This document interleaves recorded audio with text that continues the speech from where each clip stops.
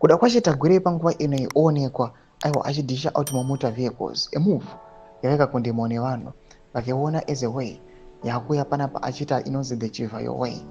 Panguva ino yekuti kuti akwanise kubraiba vanhu panguva ine pane rumors his ascension to presidency.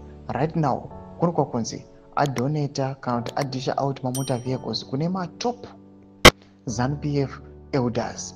Panguva ino vanozikanwa kunzi ndo vanoita madecision making, ivo kana vachinge vangobvuma hapana chinhu chicharamba. Saka mashoko anobuda nyugo panguva ino ibo subscribe like on the bell icon. Tipinda paende vasina kumbogara anoposta maposta muri kuona nemapictures abuda nyora chiti Harare province top 6 received their cars from ZANU-PF Central Committee member Elder Dr. Kuda kwacho Tagwirei.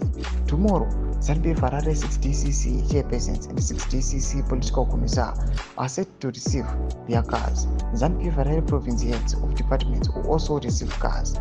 ZANU-PF Central Committee member from Harare province Dr. Kuda kwacho Tagwirei said Harare province is a capital city and therefore is a sunshine city. It must lead by an example.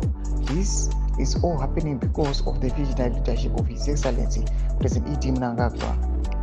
Dr. Tagwirei pledges to work very hard in the ZANU-PF Harare province to win urban votes and drive empowerment initiatives in line President E.D. Mnangagwa's Vision 2030, leaving no one and no place behind. Domashko arikubuda panapa achinyorwa anogona kunzi aiwa Tagwirei madhishiro akuita motor vehicles panapa kwakunyasa kuonekwa kunzi ava serious manje haachazi kudzokera kumashure.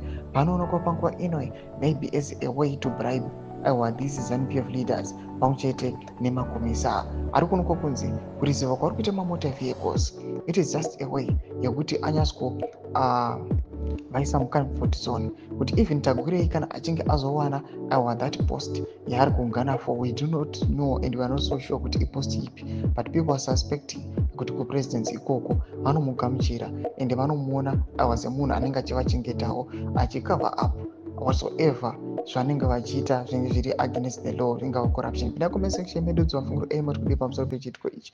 So subscribe or like, check on the bell icon.